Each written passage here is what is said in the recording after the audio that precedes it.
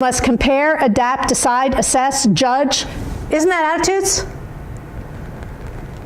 You can't assess higher order thinking skills unless you test attitudes. So the legislation says you can't test attitudes, you must test attitudes in the same section. The legislation says that all of the that the state has the right to develop and administer computer adaptive assessments. What are computer adaptive assessments? Computer adaptive assessments change as the child is taking the test.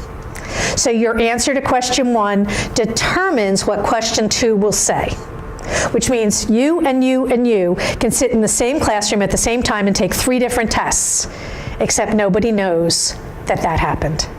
And your scores do not reflect that the questions were different.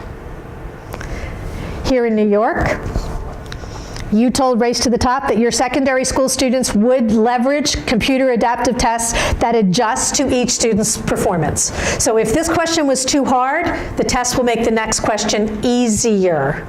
If this question was easy, the test can make the next question harder. But nobody knows that that happened. Nobody knows what questions the child saw. Additionally, because each question is, like question 2 is predicated on answer 1, the child can't skip a question. So for example, when I was in Massachusetts a couple of months ago, they're also a park state, a parent came and told me about her 6th grade daughter who was taking the test, and the question, it was like question 5, asked about whether or not her parents were at home when she got home from school. And the little girl was sort of uncomfortable with that question and didn't want to answer it. So she hit next on the computer, and she got an error message because, so your answer to question 6 depends on what question 6 you see depends on what you said in question 5, so you can't skip it. So she went up to the teacher and said, I don't really see how this is assessing my math or my reading to tell you whether or not my mother is at home when I get home from school. I don't want to answer the question. And the teacher said, I can't do anything about that. But since it was only question 5, she flunked, because she could never get to question 6. Her mother wasn't really happy with that whole situation, so the mother went down to the school and said, excuse me, what are you doing? And I want to see the test that my daughter took. And the school said, well, you can't. And the mother said, no, I'm the mother, yes, I can. And the school said, no, you don't understand. Every question depends on the previous answer. There are 18,000 different combinations. There's no way for us to replicate the test. So there's no way for you to even see the test your child took, even if you wanted to. They can't show it to you. Additionally, for how the state is measured by the federal government, the state can include measurements of, and it's interesting, the word may in these kinds of, in legislation, may is actually stronger than shall, so they have to. Student engagement, educator engagement, student access to advanced coursework, post-secondary readiness, school climate and safety, and any other indicator the state chooses. Meaning the state can measure anything they want. Now, how do you measure student engagement exactly? That's not academic, is it? The U.S. Department of Education and the U.S. Department of Health and Human Services have stepped up now, and it's right after the legislation was written, they put forth their first, this is the policy statement on how they're going to implement family engagement. It's a draft because it's still in public, when this was written, it's still in public comment. And in their draft, the first thing they said is family engagement is the systematic inclusion of families as partners in children's development, learning, and wellness. Isn't it nice to know that the government is choosing to include you in the development of your own children? It goes on to say that it is the position of the department that early childhood programs in schools recognize families as equal partners in improving children's development, learning, and wellness across all settings and over the course of their child's developmental and educational experience. The government recognizes you as an equal partner. You're the senior partner. They're the hired help. The government has just changed the status of every parent. You are now one voice among many. It goes on to say that their principles of effective family practices is embedding effective family engagement practices in educational settings is to establish a culture where families are seen as assets and partners in their children's development, learning, and wellness by the government, that the government's going to see you as their asset and their partner. And that we need to combine professional expertise with familial expertise to promote shared learning and responsibility for children's healthy development, learning, and wellness. Encourage two-way communication by valuing family input on all aspects of the child's life and development. How dare they? The federal government is going to tell schools they must value our input. They don't own the children. We do. This legislation says exactly the opposite. In fact, when the new Every Student Succeeds Act was being debated, Representative Tim Ryan, he's from Ohio, stood up and said, there's a new way of educating our kids. There's a new Common Core developing. It's mental discipline and the physical health of our young people. In fact, he was talking about social and emotional learning. The same people who wrote the Common Core in 2013 wrote this Knowledge, Skills, and Dispositions, and what they said was that the Common Core is foundational, but they're not sufficient, and that we need to move into testing dispositions, which are behaviors and capacities and habits of mind. And then they gave us a chart. Dispositions is on the far right. It's small, so I made it bigger. Where'd that go? There it is. Agency, initiative, resilience, adaptability, leadership, ethical behavior, social awareness, and empathy, and self-control. The government's going to teach those things. This becomes part of every child's plan, which is the family engagement and the higher order thinking skills. In fact, this is from the American Institutes for Research. They're one of the folks that put together the Smarter Balanced Assessment, and they work with the PARCC. They're one of the testing companies. Their document is called Improving College and Career Readiness by Incorporating Social and Emotional Learning. And what they say is there's 5 components: self-awareness, self-management, social awareness, relationship, and responsible decision-making. And they say social and emotional learning is a foundation for the Common Core state standards. The connections are not always apparent. In the English language arts, the questions, there's a focus on demonstrating independence, adapting communication, coming to understand others' perspectives and cultures. Although the social and emotional learning skills of self-awareness, relationship skills, and social awareness are essential to meeting this standard, the important connection to a social and emotional learning may not be readily apparent. It's always been inside the Common Core. In New York, this is your New York Board of Regents from 2011, Educating the Whole Child, Engaging the Whole School, and these are their guides for social and emotional development and learning in the state of New York. And what they say is, well, what does it mean to educate the whole child? Healthy, safe, engaged, supported, and challenged. What does it mean to be healthy? Reform initiatives are unlikely to succeed unless schools address all interacting dimensions of students' lives: the physical, emotional, intellectual, social, and spiritual. In schools where you can't say God's name. Wonder what kind of spiritual lives they're talking about when you can't say anything Christian. There's the same 5 things that you saw in the first document, the research document: self-awareness, self-management, decision-making. New York is talking about non-cognitive indicators, which are dependability, perseverance, work ethic, agreeableness, including teamwork, and emotional stability. Your state, remember we looked at the new education bill? School climate, there's your engagement. How do they do it? They test it, and the data systems collect the answers.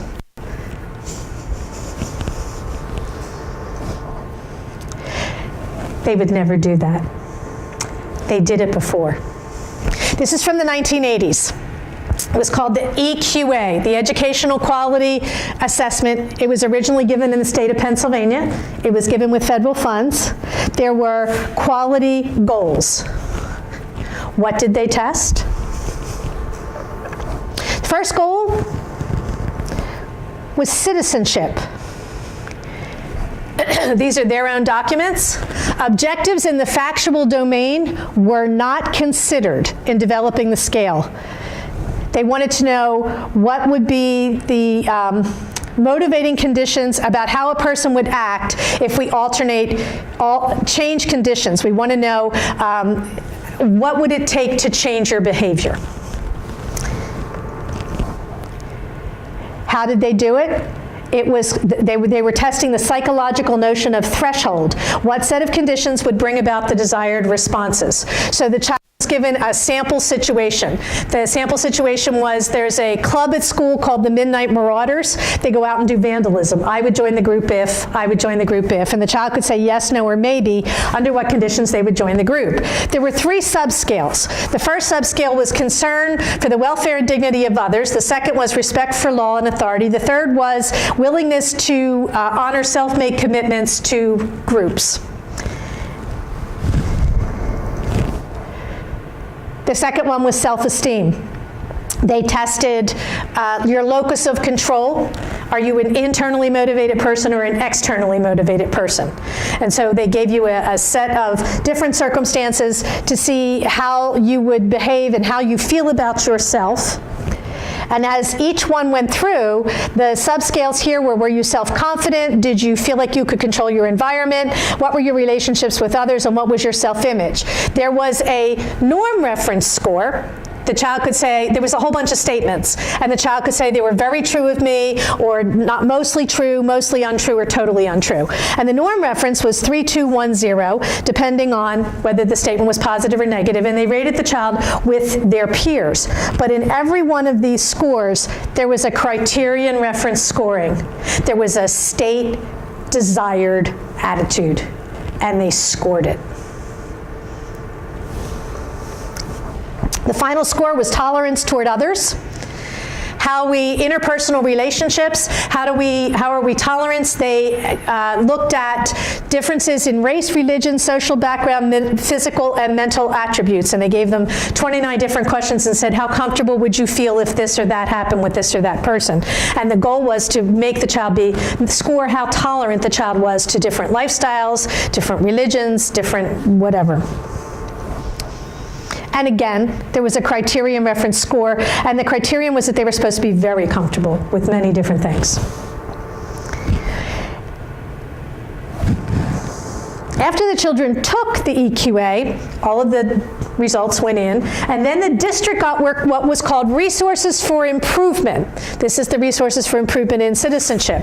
The resources for improvement were designed to make the child do better on the test the next time they took it, so that more children would have the state-desired attitude. And the resources for improvement were validated projects, meaning that they were tested by and reviewed by a joint panel of the United States Department of Education and the National Institute for Education. So the federal government was creating and validating curricular programs to change the attitudes of the children, attitudes that they scored in the EQA. They would never do that now. This is the McGraw-Hill, it was 2010, on how these new state assessments, you see psychometric issues. The seminar went on to define psychometrics as the measurement of psychological variables, like intelligence, achievement, aptitude, and personality traits. And both the Smarter Balanced and the PARCC implement those processes. In the PARCC in Maryland in 2013, they had another conference in how to put this stuff all together. And what they said was, we need to determine if the children are college and career ready. We need to assess the full range. Remember that social and emotional learning where they said there's a bigger range? We need to assess the full range. We need to assess the full range of performance, and then we need to come up with all the data to make this happen. And again, they're talking about measuring the full range. And then they said, this is how we do it. We begin with the claims we want to make about the students. Then we gather evidence to support our claims. We design the tasks to create the evidence to support our claims. This isn't how much do you know. This is, we decide what this test is going to say. And then we create the test to give us the result that we wanted.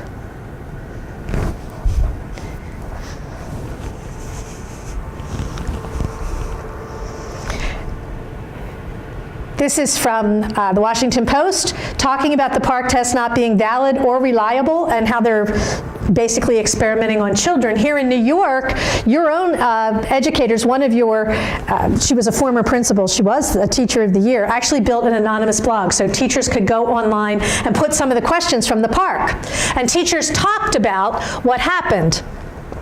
23 students opted out of this classroom. 3 times were in tears.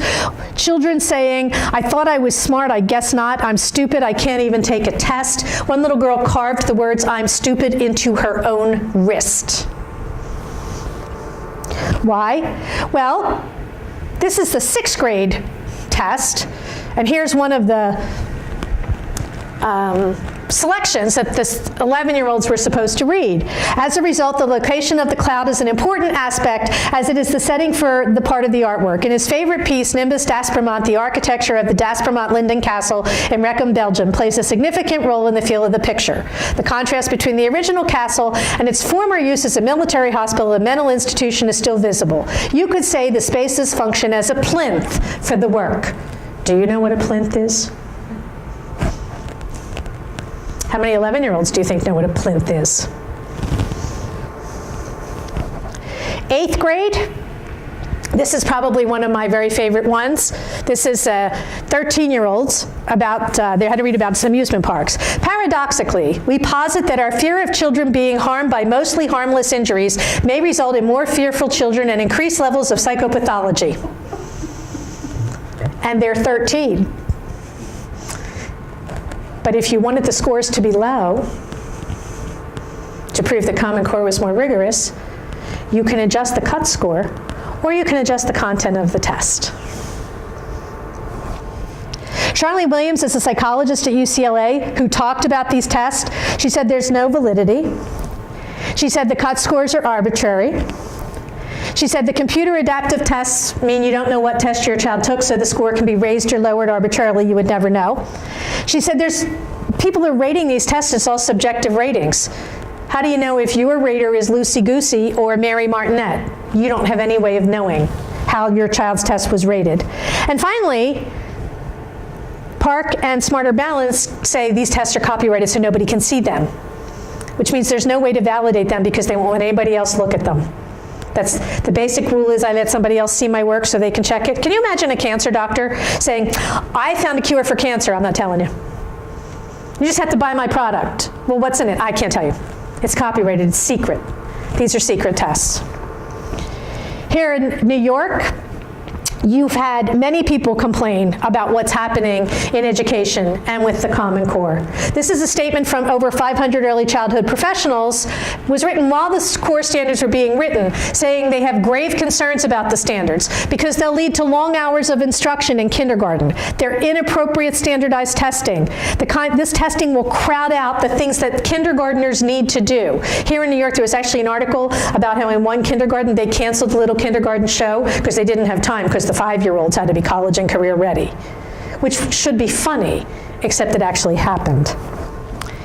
They said there's no evidence that these standards work. There is absolutely no evidence anywhere that if you learn to read at 6 as opposed to 7, you're going to do better in life. That's why the mandatory school age used to be 8, especially for little boys, because it took them longer to be able to sit in a chair. It was signed by over 500 professionals. And just so you can see, there's all the signers. 3 of them were the past presidents of the National Association for the Education of Young Children, the foremost authority in early childhood education in America. Now, contrast that list with the 29 people who wrote the Common Core standards, not one of whom was a classroom teacher. Here in New York, Mary Calamia, who was a licensed clinical social worker, actually testified and talked about how she was all of a sudden getting these calls from children who were self-mutilating. They were burning themselves and hurting themselves because of all the stress of these inappropriate standards. Children saying they wouldn't go to school, they were stupid, school was too hard, and the tests were so high stakes that the kids couldn't cope. She said they're not wired for what Common Core calls for at the early grades. Yet we're measuring children against inappropriate standards and then saying the children are delayed. The children are fine. The standards are wrong. One of the things she talked about is this whole asking little ones to persuade. In order for me to persuade you of something, I have to actually have some understanding of your point of view. But a child under the age of 8 can't do that. A child under the age of 8, if I had corn, everybody on the planet has corn. Like, my universe is the only universe. So the only way I can persuade you is to try to scare you, which taps into the limbic system, which is where you don't want little ones to go, which is why we're having so much additional violent behavior in the earliest grades. When the math standards were written, math teachers hated them. William McCallum, who wrote the standards, told them, don't worry about the standards because they wouldn't be too high. So you don't need to worry about the math standards because they won't be too high. The Park actually has a sample curriculum. They say by grade 4, the kids have to be able to do add and subtract using the standard algorithm. That means write it down one number under another, borrow or carry correctly. That used to be a grade 2 math standard. Now they don't have to be able to do it till grade 4, and they don't have to be able to do long division until grade 6, except starting in, say, grade 6, they can use a calculator when they take the test, so they never have to learn to do it at all. Trevor Packer, who's the senior vice president of the College Board, told the American Association of School Superintendents that Common Core slows math down. It never gets to calculus. Calculus is outside the math progression by about 2 years. Common Core slows math down. The National Center for Education and the Economy, which is a federal think tank, talks about what does it mean to be college and work ready, and they say being ready to go to a community college. And that means Algebra 1 by the end of your sophomore year in high school. Because they say most community colleges start with Algebra 1, so it's silly to teach you Algebra 2 in high school to go to college and learn Algebra 1. They admit that the standards are very low. Is that a good idea? You know, the United States Department of Education actually studies education. And one of their studies that was published in 1999 called Answers in the Toolbox said if a child gets beyond Algebra 2 in high school, they more than double their odds of getting a bachelor's degree in anything. But if you don't have to learn Algebra 1 till the end of your sophomore year, that puts geometry in your junior year and Algebra 2 in your senior year. So you never get beyond Algebra 2. And in fact, the Common Core standards don't even give you a complete Algebra 2 list. The Department of Education study became the basis of a meta-analysis by Auburn University. That's where, instead of doing research, you look at all the research that's already been done to see if you can find trends. These researchers looked at 25 years worth of data, and they said if kids get all the way to calculus, they are 28 times, I didn't say percent. I said times. That's 2,800% more likely not just to finish college, but to be a high achiever, regardless of your race, your socioeconomic status, the high school that you went to, or the major that you take, because the skills of higher math translate. Because if you can do math, you can think. You can learn. And so all of those mental processes translate. Does that mean every kid should take calculus? Of course not. Does that mean every kid should go to college? Of course not. But it does mean we should be setting educational policies that are designed to give as many children as possible the opportunity to get as far ahead in math as they possibly can, because math opens doors and Common Core is closing them. English isn't any better. This is a 12th grade Common Core literature book. It's Pearson, which is the largest publishing house, which is why I picked it. On the very first page, the very first thing that they tell the children, these are 12th graders, is that every selection in this book is available in audio format and there's an audio summary. How can it teach reading if the first thing you tell the children is that they don't have to read a single word? They don't even have to listen to the words. They can listen to an audio summary. I was in Tennessee. The teacher went, well, no teacher would say that. And I looked at her and said, so you've never taught 17-year-olds. Because if you tell 17-year-olds they don't have to do it, they're not going to do it. As a result, a study done last January showed that the average college freshman in America now reads at the 7th grade level. And that's a college freshman. What about the kids who didn't go to college? If their instructional level is 7th grade, their recreational level is 5th grade because you dropped 2.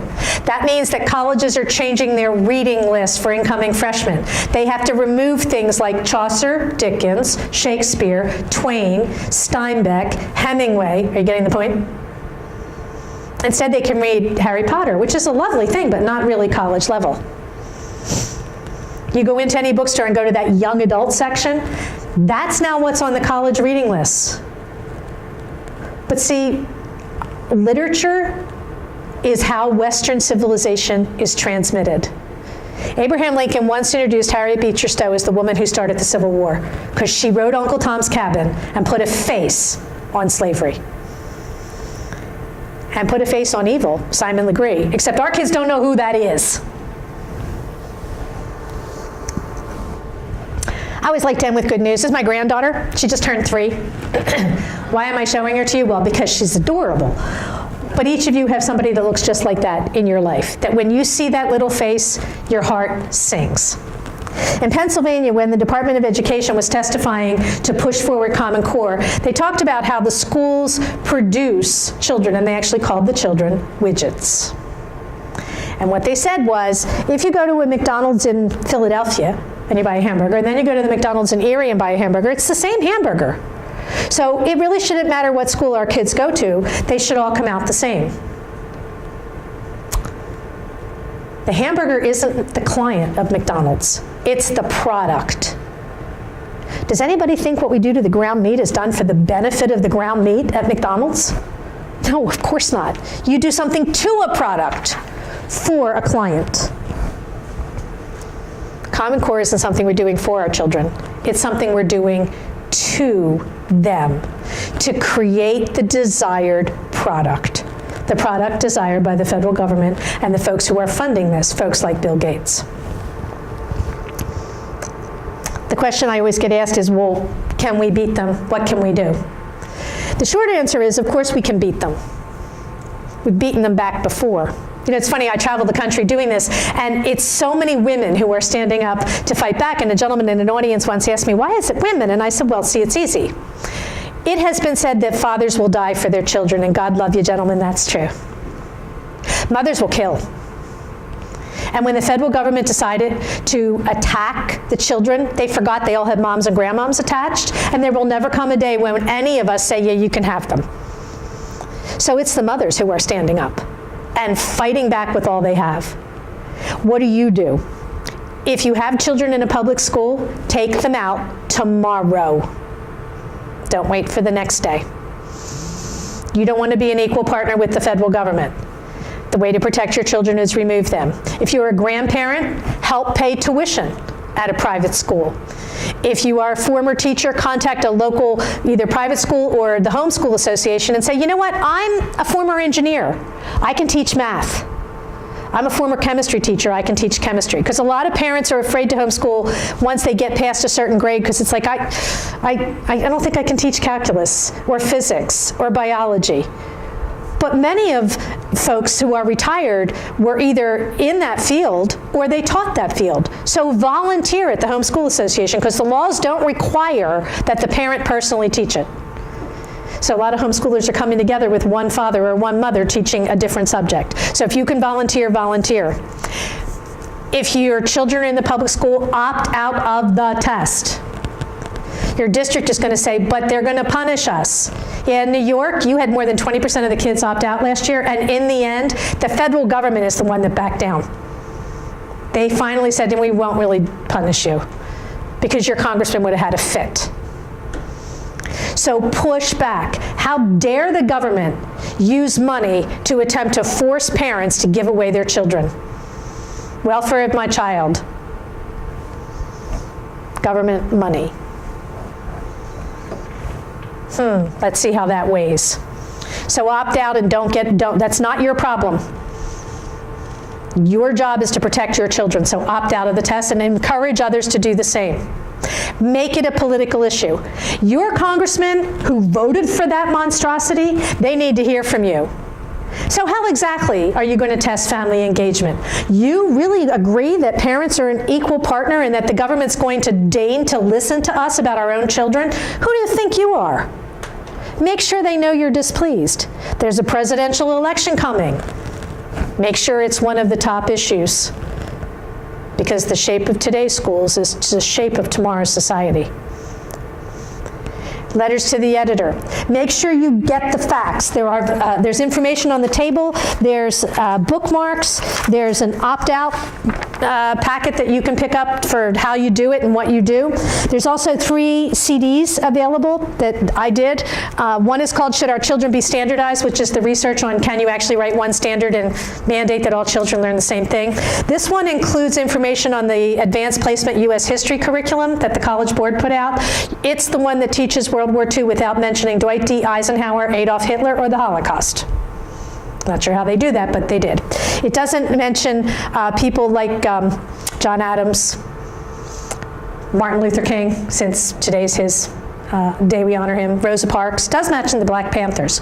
Doesn't mention the Holocaust, does talk about how the Japanese Americans were interned. Should our children learn what happened to the Japanese Americans? Yes. Should they learn about the Holocaust? Absolutely. So everything is designed to make America not exceptional. The second one, invalid and unreliable, actually walks through in more detail how the tests don't measure what they say they're going to measure and what a travesty they are, and they use all the available research. And the third one is specific to New York, and it gives you more information on what your Race to the Top grant says, how your state assessments actually were evaluated. It gives you some of the scoring rubrics. We asked for $10 for each because I roll that around to just make more. So it's a circle for me. The worst thing you can do is nothing. You know, I told you I was an advisor to the Reagan administration, and President Reagan used to say, freedom isn't part of our blood. It doesn't get transmitted with our DNA. We have to work for it. We have to defend it. We have to teach it to our children. Or we might become a generation that has to tell our kids and grandkids about an America where people used to be free. I have no intention of having to have that conversation with my grandchildren. I came here tonight to tell you the facts and to beg you to join me. Thank you.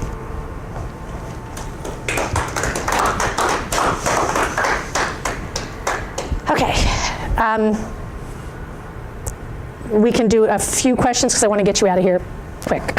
So if you have a question, you can ask me. Do they do the tests on computers? Is that how the questions change? Yes.